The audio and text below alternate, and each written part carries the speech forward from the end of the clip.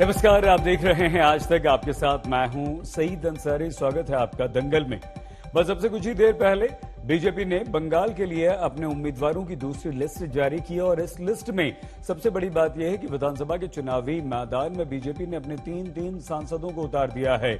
लोकसभा के सांसद बाबुल सुप्रियो और लॉकेट चटर्जी के साथ ही साथ राज्यसभा से सांसद स्वप्न दास गुप्ता को भी बीजेपी ने विधानसभा के लिए अपना उम्मीदवार घोषित करके ये बता दिया है कि बीजेपी बंगाल को लेकर कितनी सीरियस है, कितनी फिक्रमंद है। लेकिन बीजेपी की इस राजनीतिक रणनीति पर सवाल ये कि क्या विधानसभा के लिए बीजेपी के पास चेहरों की कमी पड़ गई थी? क्या विधायकों की लड़ाई में सांसदों को उतारना बीजेपी की कमजोरी तो नहीं दिखा रही?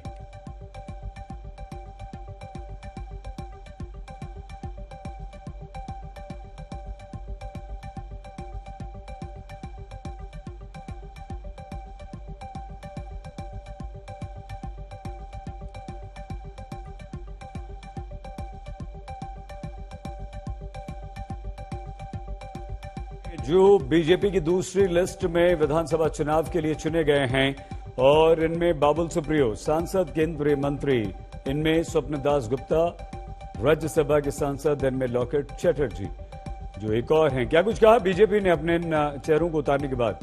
युवा चेहरे भी हैं लेकिन सांसद भी। बहुत ही सीनियर व्यक्ति हैं राजनीति में, जो ममता बनर्जी की पार्टी से त्याग पत्र दे के आए थे। ऐसे राजीव बनर्जी वह जोमदूर से चुनाव लड़ेंगे। फेमस जिसे गायक कहते हैं, उसी के साथ साथ अभी केंद्रीय मंत्री श्री बाबुल सुप्रियो जी चुनाव लड़ेंगे चंडीताला से। चंडीताला सांसद, राज्यसभा के सांसद Shri Swapan Das Gupta, eminent academician, journalist also, Sri Swapan Das Gupta will contest from Tarokeshwar. चंडीताला से बहुत ही प्रसिद्ध जो एक्टर है श्री यश दास गुप्ता चुनाव लड़ेंगे।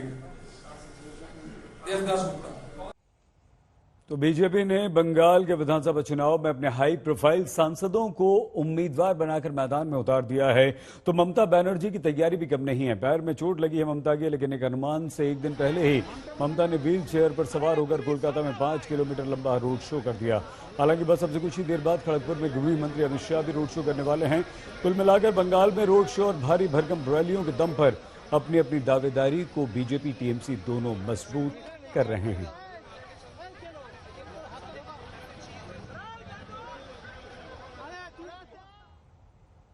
तो इन 3 सांसदों को बीजेपी ने मैदान में उतार दिया है विधानसभा चुनाव के, और इनमें एक हैं राज्यसभा के स्वप्न दास गुप्ता सांसद। हमारी संवाददाता पॉलोमिन ने उनसे बातचीत की। हमारे साथ इस वक्त सांसद स्वपन दास गुप्ता जी हैं। अब सांसद नहीं, आप चुनावों के मैदान में उतर रहे हैं सीधे। पश्चिम बंगाल के इलेक्शन में तारकेश्वर से आपका कैंडिडेट अनाउंस किया है भाजपा ने। पहली आपकी प्रतिक्रिया? देखिए, पहले तो हम चुनावी राजनीति में ये पहला कदम, तो हम सीखने का बहुत भी है और अनलर्न करने का भी बहुत कुछ है। दूसरी बात है कि आज भाजपा पश्चिम बंगाल में एक जगह में आया है जहां एक महान एक परिवर्तन सामने देख रहे हैं। लोग उसीलिए उत्साहित हैं, लोग उसीलिए बहुत इंस्पायर्ड है। और ये इसको सब कंस्टिट्यूएंसी, सब क्षेत्र में इसको प्रकाश देने के लिए, इसका एक मोमेंटम बढ़ाने के लिए आज हम लोग का एक बड़ा दायित्व है। ये सामने दिन में हम छोटा रूप में तारकेश्वर में ये करेंगे। आपके लिए ये काफी, जैसे आपने कहा, एक नया अनुभव होगा। एक्टिव पॉलिटिक्स में, इलेक्शंस में पॉलिटिक्स में बहुत दिन से, हाँ, इलेक्शंस में उतरना, the dust and grime of elections जो कहते हैं, इलेक्टोरल पॉलिटिक्स, तो वो आप इसे कैसे देख रहे हैं? देखेंगे अब एक हफ्ते के बाद, आप पूछिए। जिस तरह से हम आपको इस इलेक्शन कैंपेन में देख रहे थे, शायद पूरी तरह से सरप्राइज नहीं है कि आप खुद चुनावों में उतरे हैं, पर क्या आपके लिए रहा ये सरप्राइज? हाँ, थोड़ा बहुत सरप्राइज तो है ही, क्योंकि जो दायित्व हमको दिया है, जो भी दायित्व हम तो अमित जी, मोदी जी जो दायित्व हमको दिया है 2017 साल से हमको दिया है, बोला कि पश्चिम बंगाल में लगे रहो, तो हम लगे रहे। ऐसा भी मैसेज जाता है कि भाजपा के पास अपने असेंबली के लड़ने के लिए उतने कैंडिडेट्स नहीं थे, इसलिए सांसदों को उतार दिया। देखिए, कैंडिडेट्स तो बहुत है, ओवर सप्लाई है। ओवर सप्लाई है तो सांसदों को उतारने की क्या जरूरत नहीं, ओवर सप्लाई है कि राइट जगह में। पिछले बार आपका सब बहुत सा लोग सांसद हो गया है, तो ठीक है, ठीक जगह में redeployment of forces, but bring the entire battalion to bring out the entire battalion, pulling out also everything. Alright, so ये स्वपन दासगुप्ता जी का कहना है कि bring the entire battalion to the ground, यही भाजपा ने किया है आज के अपने कैंडिडेट लिस्ट के अनाउंसमेंट के साथ। कैमरामैन रक्तिम के साथ खड़गपुर से पौलमी, आज तक। हमारे साथ इस समय शिशिर बाजोरिया जी, जो कि बंगाल बीजेपी के प्रवक्ता हैं, मानव जायसवाल जी हमारे साथ हैं, डीएमसी प्रवक्ता पार्था मुखर्जी जी, वेस्ट बंगाल कांग्रेस के प्रवक्ता शिखा मुखर्जी जी हमारे साथ वरिष्ठ पत्रकार हैं, और प्रोफेसर संगीत रागी जी, जो कि संघ के जानकार हैं। आप सभी का बहुत धन्यवाद और सभी का स्वागत। चर्चा की हम शुरुआत करें उससे पहले सीधे लिए चलते हैं पौलमी साहा हमारी संवाददाता के पास खड़गपुर, जहां पर रोड शो होना है, रैली होनी है। लेकिन पौलमी, दिलीप घोष का ये इलाका है और इलाके में अभी अमित शाह पहुंच रहे हैं। किस तरह की वहां पर उत्सुकता है, उत्साह है, और क्या आज यहां से संदेश जा सकता है? पौलमी।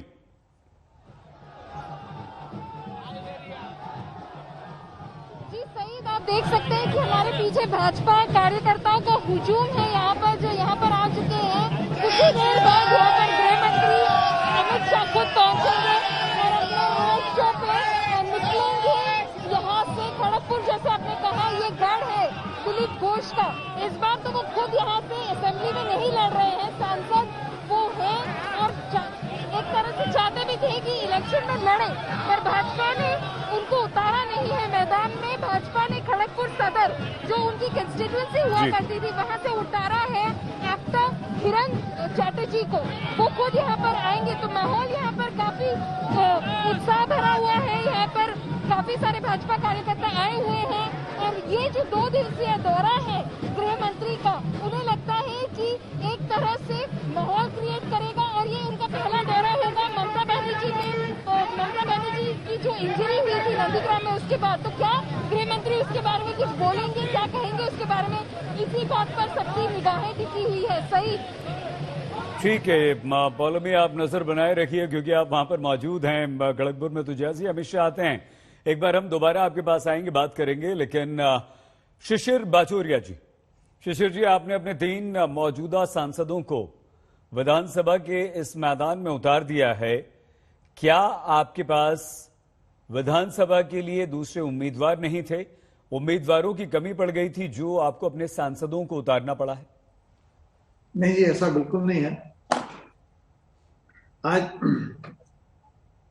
ये लड़ाई हमारे लिए जीत की लड़ाई है।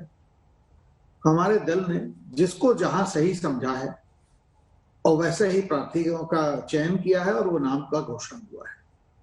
अब यदि उसमें 3 लोकसभा के सांसद हैं, 1 राज्यसभा के सांसद हैं, तो उससे क्या हुआ? ये हमारे दल के सदस्य हैं और पार्टी ने सही समझा कि उनको वो क्षेत्र उनके लिए सबसे अनुकूल क्षेत्र है, वहां से जीतेंगे। और जैसे मैंने आपको कहा, ये लड़ाई हमारे लिए जीत। शिशिर जी, हम आपको यहाँ पर रोक रहे हैं, आपकी बात सुनेंगे पूरी, लेकिन आप ही के बंगाल बीजेपी के प्रभारी महासचिव कैलाश विजयवर्गीय जी, क्योंकि रोड शो में है अमित शाह जी के साथ, वहां पर गाड़ी से, कार से ही हमारे साथ जुड़ गए। बहुत धन्यवाद कैलाश जी समय निकालने के लिए। कैलाश जी, आपने अपने सांसदों को उतार दिया, अब लिस्ट आ गई है।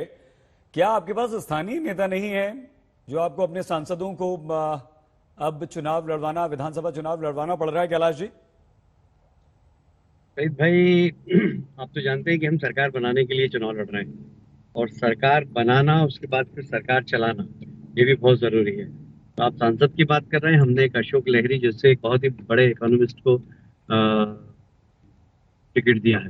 तो आखिर प्रदेश का विकास करना है, प्रदेश को विकास की 40 साल से जो प्रदेश विकास की प्यास में है, उसकी प्यास बुझाने के लिए कुछ ऐसे लोग चाहिए जो सरकार अच्छी तरीके से चला सके, और एक सोनार बंगला का सपना जो बंगाल की जनता को लोगों ने दिखाया, उसको पूरा करने का काम मोदी जी के नेतृत्व में हमारी सरकार करेगी। और इसलिए कुछ ऐसे लोग जो सरकार भी चला सके, ऐसे लोगों को हमने टिकट दिए हैं। और इसमें ऐसा नहीं कि हमारे पास कार्यकर्ताओं की कमी, कार्यकर्ता बहुत है, पर कुछ कार्यकर्ता ऐसे भी चाहिए जो थोड़े से एकेडमिक रूप से साउंड हो, तो उन सब लोगों को हमने टिकट दी। ठीक है कैलाश जी, लेकिन कैलाश जी अभी भी इस वक्त आप अमित शाह जी की रैली का इंतजार है, वहीं पर आप जा भी रहे हैं उन्हें रिसीव करने। लेकिन अमित जी, जबरदस्त आपके केंद्रीय नेता होने, चाहे प्रधानमंत्री हों, आपके बीजेपी अध्यक्ष हों, नड्डा जी हों, अमित शाह हों, लगातार दौरे पर दौरे आप लगातार वहां पर टिके हुए हैं 6 साल से। ऐसा लगता है कि आप मध्य प्रदेश नहीं, अब तो आप बंगाल ही आपका प्रदेश हो गया है। क्या ये आरोप आपके इन दौरों के बाद लगातार टीएमसी की तरफ से होता है कि आपका कैडर, बीजेपी का कैडर वहां पर संगठन का कमजोर है, इसलिए आप लोगों को बुरी ताकत यहां पर लगानी पड़ रही है और इसीलिए आप भी डेरा जमा कर बैठ गए बंगाल में? इसका नुकसान होगा? ऐसा नहीं है, नहीं ऐसा नहीं है। देखिए, ऐसा है कि निश्चित रूप से हमारी संगठनात्मक क्षमता यहाँ पर थोड़ी सी कम थी, इसे हम इनकार नहीं कर सकते। और हमारे लिए, संगठन के लिए, संगठन की जमावट के लिए एकदम नया प्रदेश है ये, क्योंकि हम जिले के केंद्रों में तो थे पर गांव तक नहीं पहुंचे थे और पोलिंग बूथ तक नहीं पहुंचे थे। अब हमें कहते हुए बहुत प्रसन्नता है कि हम लगभग 80% पोलिंग बूथ तक पहुंच गए हैं, और ये पिछले कई सालों का श्रम है हमारे कार्यकर्ता।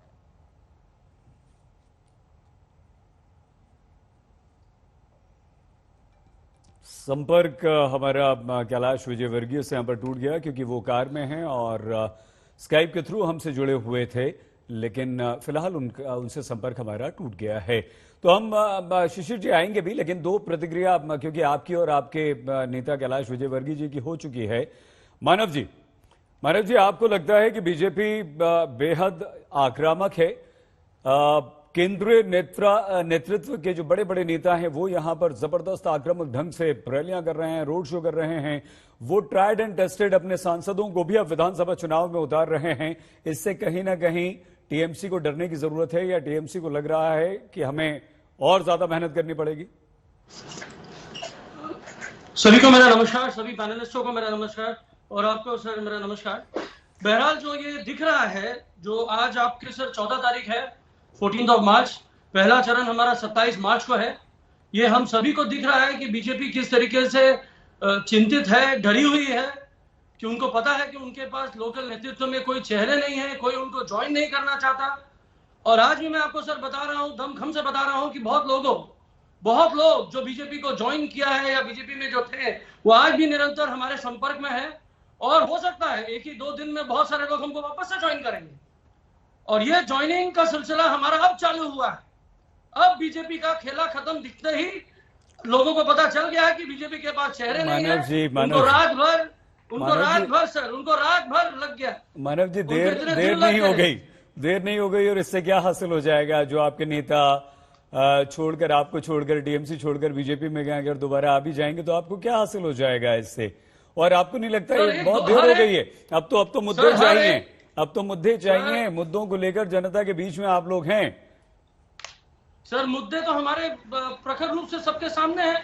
हमने कन्याश्री दिया, हमने रूपोश्री दिया, हमने बंगाल को उन्नयन किया, 35 साल के अंधकार को सूर्य की तरह प्रकाशित किया बंगाल को। आज देखिए, इतना सूर्य की तरह प्रकाशित है, इसीलिए तो शासन हमारे पीछे लगा हुआ है।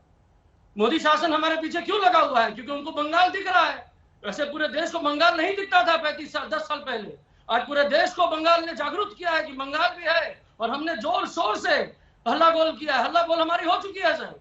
हम पूरे देश में प्रचलित हो रहे हैं और हर तरीके से हम आगे बढ़ रहे हैं। यही तो तकलीफ है इनको कि भैया ये छोटा प्रांत बढ़ कैसे रहा है, एक नेत्री बढ़ा कैसे रही है, एक महिला कैसे आगे लेके जा रही है। इनको तो ये तकलीफ है। इनके पास खुद के जनादेश नहीं है, इनके पास खुद के लोग नहीं है। सर, हुगली इन्होंने जीता था, लोकेश चैटर्जी वहां के एमपी हैं जहां तक मुझे ज्ञान है, लेकिन वहां पे तीन दिन सांसदों को उतार दिया है सर एमएलए के लिए। एक सांसद जो पूरा हुगली जीतता है और वहां तीन सांसद, दो सांसद से लड़ रहे हैं वहां से। ठीक है। स्वपन दासगुप्ता जी और लॉकेट चैटर्जी खुद और यश जो एक कलाकार है, उनको भी उन्होंने वहां पे मौका दिया है। और बाबुल सुप्रियो जी जो बहुत बड़े नेता है बंगाल के, बीजेपी के बहुत बड़ा चेहरा है उनका, उनको इन्होंने टॉलीगंज से दिया है। ठीक है, हम शिशिर जी से, यशस्वी नेता अरूप जी वहाँ पे है। हम शिशिर जी से जरूर यही सवाल हमने पूछा था मानव जी पहले। लोगों के साथ एक प्रतिक्रिया आपकी हो गई है। पार्था मुखर्जी जी हमारे साथ यहाँ पर हैं। पार्था जी, ये लड़ाई जो है बंगाल की, वो ज्यादातर अब बीजेपी और टीएमसी के बीच लड़ती हुई दिखाई दे रही है। जबरदस्त एक दूसरे पर आरोप प्रत्यारोप हैं, बहुत आक्रामक दोनों तरफ से प्रचार हो रहा है। ऐसे में कांग्रेस जो है पार्था जी, वो कहां पर है? क्या कांग्रेस को यहां एक ऐसा सुनहरा अवसर नहीं दिखाई दे रहा कि भ्रष्टाचार का मुद्दा है, बेरोजगारी का मुद्दा है, डेवलपमेंट का मुद्दा है, ये उठाकर आगे आया जाए? आप उतने एक्टिव, उतने आक्रामक पार्था जी नजर क्यों नहीं आ रहे हैं? देखिए, ये बात तो एकदम सरासर गलत है। अगर आप देखने का कोशिश करेंगे तो हम और लेफ्ट और इंडियन सेकुलर फ्रंट एक तीनों को मिल करके हम लोग जो आंदोलन कर रहे हैं, रास्ते में है हम लोग। अगर आप आएंगे तो आप देख सकेंगे बंगाल में। अगर आप देखना नहीं चाहेंगे तो अलग बात है। बहुत कम से कम लास्ट 3 महीनों से हम लोग साझा बहुत आंदोलन किया है, बहुत पॉलिटिकल एक्टिविटीज हम लोगों ने किया है। बात वो नहीं है, बात है कि आज बंगाल के आदमी के सामने ऑप्शंस क्या है। देखिए, एक तो है तृणमूल कांग्रेस, जो तृणमूल का जो प्रतिनिधि है, उन्होंने बहुत श्री बोल के बहुत नाम गिना है, लेकिन उन्होंने ये नहीं बताया कि उसके साथ जो अम्फान से रुपया लिया, जो कटमनी श्री, जो सिंडिकेट श्री, जो बाली खदान श्री, जो और जो बाकी जो श्री, जो रुपया बनाने का जो जरिया है, वो सब नहीं बताया उन्होंने। और बंगाल की जनता के सामने और भी एक प्रॉब्लम है कि जो आदमी ये सब में मतलब माहिर हो गया, जो आदमी बदनाम हो गया, उसमें से ज्यादातर आदमी अभी बीजेपी में है। तो मतलब आदमी क्या सोच रहा है कि अगर हम लोग करप्ट तृणमूल कांग्रेस को हटाने के लिए, क्या वो जो करप्ट आदमी लोग जहां पर गया है उसी बीजेपी को हम लोग वोट देंगे? हम एक छोटा आपको बकाया बता रहा है। राजीव बनर्जी जो बीजेपी का लीडर है, कुछ दिन पहले उनका कहना था कि बीजेपी का मतलब है भारतीय जंजाल पार्टी। तो मतलब सारे जो इधर उधर का जो जंजाल है वो जाके बीजेपी में आ रहा है। अगर आप आज बीजेपी का लिस्ट देखेंगे, मैंने अचानक आपको ऐसा लगेगा कि ये बीजेपी का लिस्ट है ना तृणमूल कांग्रेस का लिस्ट है। इसमें इतना तृणमूल कांग्रेस और आपको पार्था जी इसका फायदा मिलेगा, नजर आ रहा होगा। इसका फायदा मिलेगा क्या पार्था जी? ये आप ये कहना चाहते हैं?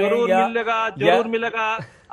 आप देखिए, 2021 का जब इलेक्शन की बात करेंगे, 2019 पार्लियामेंट बात मत करें आप, 2016 जो विधानसभा का इलेक्शन हुआ उसके बारे में बात करें।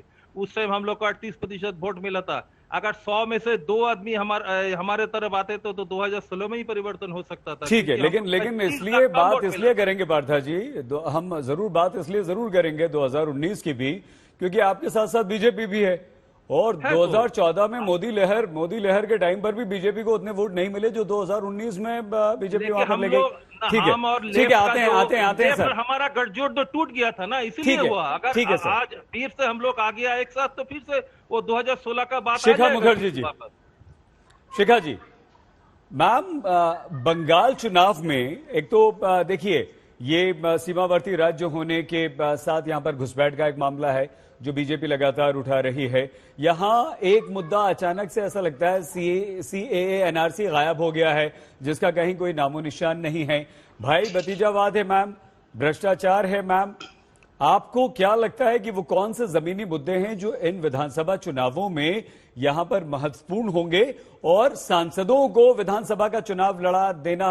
शिखा मैम, क्या ये एक ऐसी सवाल आपने एक साथ पूछा? ठीक है, आप जवाब दीजिए। तो जरा वक्त दीजिएगा प्लीज। देखिए, यहाँ पे जो मुद्दा है, ये राज्य का प्रदेश का चुनाव है, तो इसलिए डेवलपमेंट का जो मुद्दा है वो बहुत बहुत महत्व रखता है। और यहाँ पे बीजेपी कह रही है कि ये डबल इंजन सरकार चलेगी यहाँ से यहाँ, और मोदी जी यहाँ के चेहरा हैं, इन द सेंस कि वही लीड करेंगे, बाकी लोग यहाँ पे लड़ेंगे ऑन द ग्राउंड। तो ये तो एक है। और डेवलपमेंट के अलावा जो मुद्दे हैं उसमें से मुझे लगता है कि आपने जैसे जिक्र किया घुसपैठ और सीएए एनआरसी को तो अमित शाह जी ने दिसंबर में ही कह दिया था कि ये अभी मुद्दा नहीं बनेगा क्योंकि ये अभी पैंडेमिक के बाद होगा। तो इसका मतलब ये नहीं हुआ कि जो सीएए एनआरसी का मुद्दा है असल में कि कौन घुसपैठ है, कौन यहाँ का नागरिक है और कौन यहाँ का नागरिक फॉल्स आइडेंटिफिकेशन के हिसाब से यहाँ पे रह रहे हैं, ये मुद्दा लेकिन बीजेपी ने छोड़ा नहीं है। क्योंकि यहाँ पे वो अब आप देख लीजिए ना कि प्रधानमंत्री जा रहे हैं बांग्लादेश और वहां पे वो कहाँ जा रहे हैं, वो मतुआ समाज का जो अपना जगह था, अपना जहां से वो आए हैं वहां वो जाएंगे। तो इसका मतलब ये है कि ये जो आइडेंटिटी और इससे जुड़े हुए जो लोग हैं उनके लिए उनके पास पहुंचने के लिए बीजेपी लेकिन लगातार जो प्रचार उनकी थी, सीएए एक नाम था लेकिन जो मुद्दा है वो मुद्दा अभी भी जारी है और ये मुद्दा वो बिल्कुल छोड़ने वाले नहीं है जी। और छोड़ना ना ही उनके प्रचार में ये छूट रहा है। मोदी जी ने भी इसका जिक्र किया, अमित शाह जी जिक्र करते हैं और मोदी जी तो बांग्लादेश जा ही रहे हैं। तो तीसरा जो है कि ये जो लिस्ट आज बीजेपी ने अनाउंस की, सेकंड लिस्ट जी, इसमें काफी सारे लोग ऐसे हैं जो एमपीज हैं, उनको रिजाइन करवा के वो उन्होंने एमएलए के हिसाब से नॉमिनेशन का लिस्ट में डाल दिया। तो इसका मतलब ये होता है कैंडिडेट की कमी नहीं है बीजेपी में।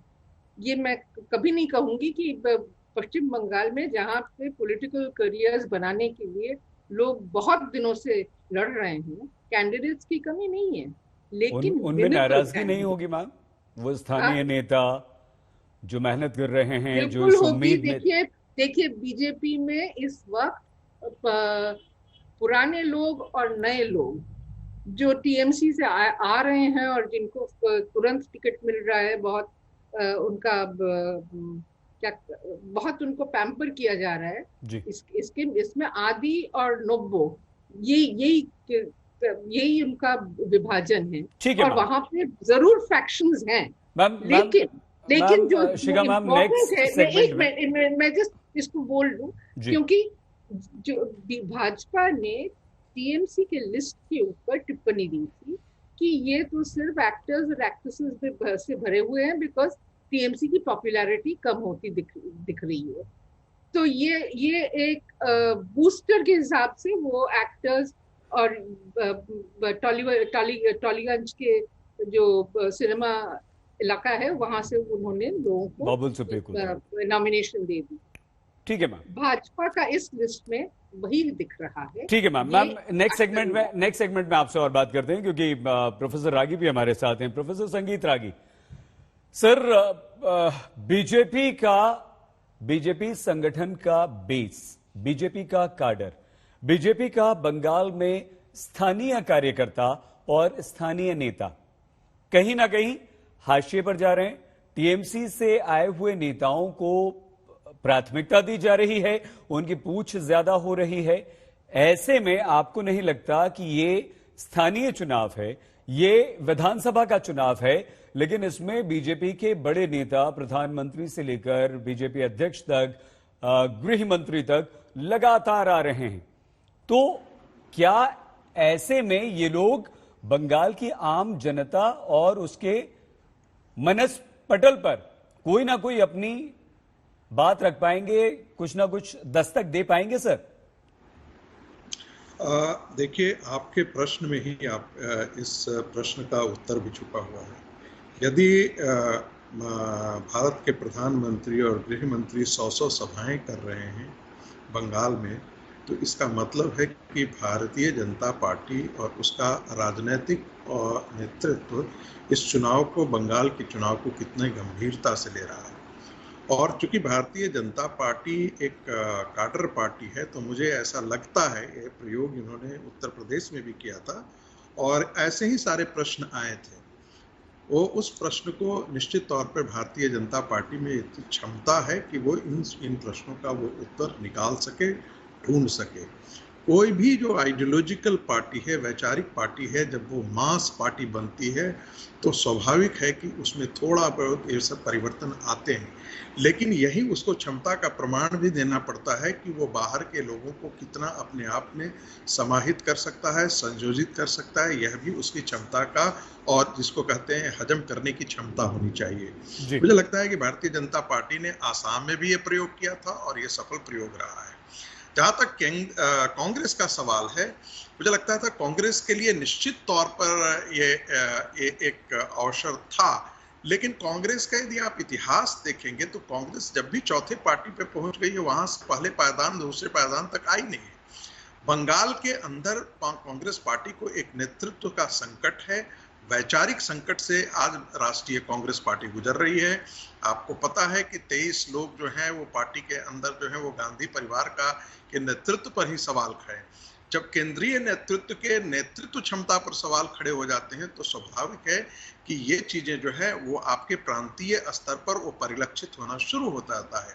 और यही कारण है कि हम देख रहे हैं कि पश्चिम बंगाल के अंदर कांग्रेस पार्टी जो एक सेकुलर छवि लेकर के बात करती थी, आसाम के अंदर उस पार्टी से कर रही है जो बांग्लादेशी घुसपैठियों के साथ हो। फिरजादा की पार्टी के साथ वो खड़ी हो रही है जो सबसे बड़ा कॉमनल पार्टी है। तो ये आसाम के केरला के अंदर वो मुस्लिम लीग के साथ खड़ी हो जाती है। प्रोफेसर तो कांग्रेस अपने ही वैचारिक प्रतिष्ठान को ध्वस्त करती हुई। बिल्कुल ठीक है। केंद्रीय मंत्री सांसद बाबुल सुप्रियो टॉलीगंज से बीजेपी के उम्मीदवार हैं। हमारी संवाददाता प्रेमा ने उनसे बातचीत की। केंद्रीय मंत्री बाबुल सुप्रियो हमारे साथ मौजूद है और वो आसनसोल से लड़ चुके हैं, लोकसभा के सांसद के सदस्य हैं और इस बार विधानसभा चुनाव में टॉलीगंज की सीट से लड़ रहे हैं। बाबुल जी, अगर आप बता सकते हैं कि ये चुनाव जो है कितना एक्साइटिंग होगा, आप क्या डर रहे हैं या आप कॉन्फिडेंट हैं? नहीं, डरने का कोई सवाल नहीं है। डर तो उन्हीं को होता है जो लोगों के साथ अन्याय किया है। तो डर अगर कोई रहे तो वो तृणमूल कांग्रेस है, डर अगर कोई रहा है तो वो लेफ्ट हैं जो 34 साल यहाँ पे अब शासन किया है। डर अगर कोई रहे तो कांग्रेस है जिनकी कोई लीडर भी नहीं है और कोई एक पर्टिकुलर दिशा भी नहीं है जिस रास्ते पे वो देश को आगे लेके जाने की कम से कम मौका तो मिलेगा नहीं, लेकिन रूपरेखा हो। और हम बहुत खुश हैं कि हमें माननीय नरेंद्र मोदी जी जैसे एक हमें मार्गदर्शक, लीडर और इंस्पायर करने लायक एक ऐसे हमें पर्सनालिटी मिली है। और देखिए, जितना बड़ा चैलेंज उतना ज़्यादा मोटिवेशन, मैं इसी तरीके से देखता हूँ। एमपी का रिस्पॉन्सिबिलिटी मिनिस्टरियल वो है, सब है, लेकिन right at this point of time my hands are very full. Tollygunge में मुझे जो दायित्व दिया गया है, मैं पूरी तरीके से पूरी ऊर्जा के साथ लड़ूंगा और डेफिनेटली कॉन्फिडेंटली कह रहा हूँ कि ये सीट जीत के मैं अपने पार्टी के लिए ये सीट मैं जीत के दिखाऊंगा। और आसनसोल जैसे आपने मेरे इलाके की आपने बात की है, जिक्र की, वहाँ पे भी 7 सीटें हैं, तो 7 असेंबली सीट्स है, वो भी रिस्पॉन्सिबिलिटी रहेगा, लेकिन 2 अलग फेज में है, एक में 4th में है, एक 6th फेज में है। तो I have 8-9 seats to kind of and plus campaigning in other parts of Bengal. So BJP इस बार डेफिनेटली जो ममता दीदी की जो टिरनी रही है, जिस तरीके से बंगाल को उन्होंने बंगाल के ऊपर अन्याय किया है, तो पिछले 10 साल से हर दिशा में उन्होंने जो अन्याय किया है, परिवर्तन के नाम से, उन्नयन के नाम से जो लोगों को उन्होंने डराया धमकाया, जो और पीछे लेके चले गए, जो हमारा देश जो आगे जाने की जो रास्ते में चल रही है माननीय प्रधानमंत्री जी के, उससे बिल्कुल स्पीड ब्रेकर, रोड ब्रेकर की तरह वो खड़ी हुई है।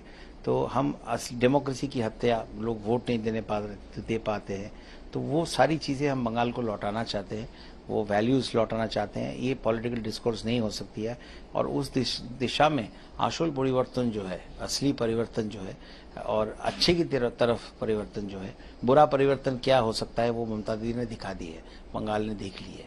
अब असल परिवर्तन की तरफ जो है माननीय प्रधानमंत्री जी के नेतृत्व में हमें उस दिशा में लेके जाना है और उस एक फुट सोल्जर होने के नाते उस दिशा में जो असेंबली इलेक्शन हो रही है उसमें मुझे एक सीट से लड़ने का जो एक दायित्व मिला है, इससे मैं बहुत खुश हूँ। बंगाल की राजनीतिक बिसात पर नए नए मोहरे, नई नई चाल, नए दांव और ये सांसदों को चुनाव में उतारने का बीजेपी का एक दांव। शिशिर जी, बहुत सारे टीएमसी के बड़े बड़े नाम, शुभेंदु अधिकारी सबसे बड़ा नाम, वो टूटकर आपके पास आते हैं, बीजेपी से अपनी जीत मानती है। लेकिन शिशिर जी, कहीं ना कहीं जितने भी नेता आए हैं, बड़े नेता, वो दागी हैं, कहीं ना कहीं उन पर कुछ ना कुछ आरोप है। ऐसे में आपका बीजेपी का जो जमीनी जो काडर आपने बनाया था, कार्यकर्ता है, उसमें असंतोष दिखाई दे रहा है। कहीं ये आपको नुकसान ना हो जाए? नहीं, बहुत स्पष्ट शब्दों में आपको बोलूं कि जहां तक जिसके ऊपर यदि कोई आरोप है तो वो एजेंसीज के सामने अपना आरोप से उसको वो वही साबित करेगा कि वो आरोप उसके ऊपर ठहरता है या नहीं।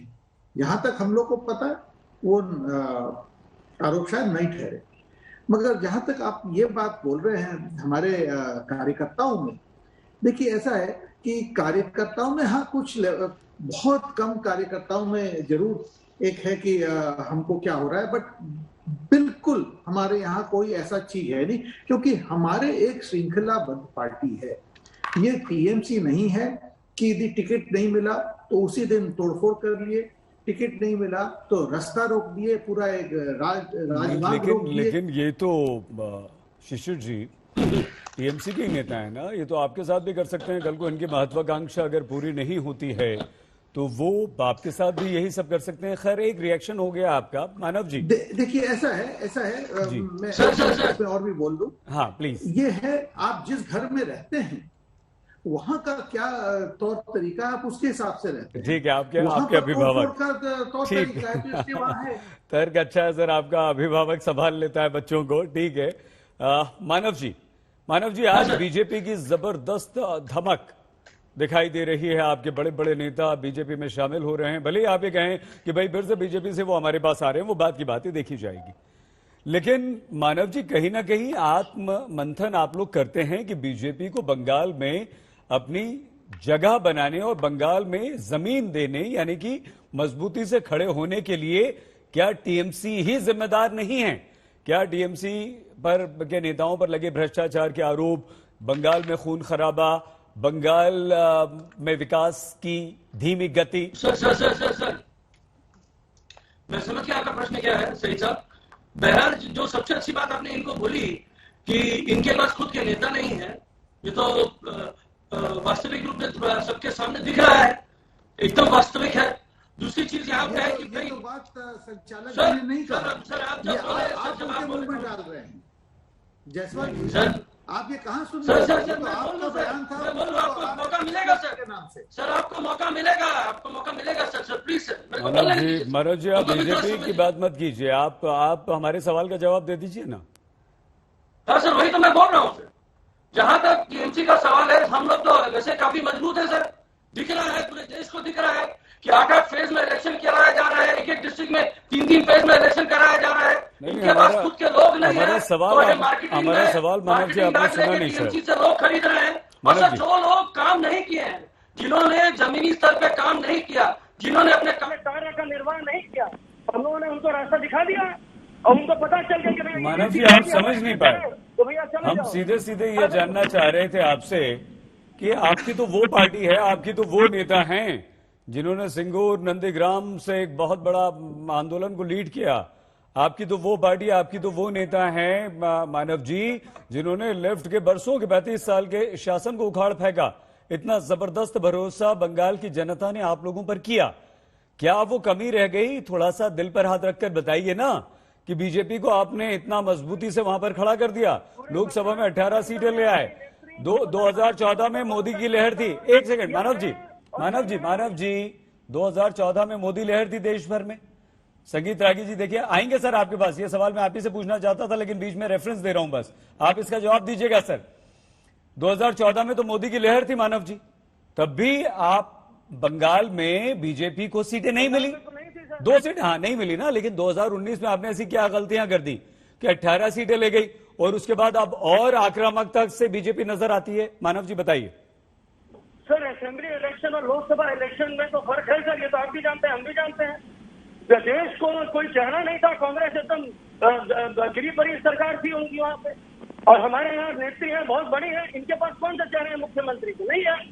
हमारे नेत्री ने काम किया है, और सर 2011 में जब हमारी सरकार बनी थी तो वो ममता बनर्जी के कंधे पर चढ़ के वो सरकार बनी थी, और इसमें किसी के इंडिविजुअल महत्वाकांक्षा के पीछे कोई उड़ाना नहीं था।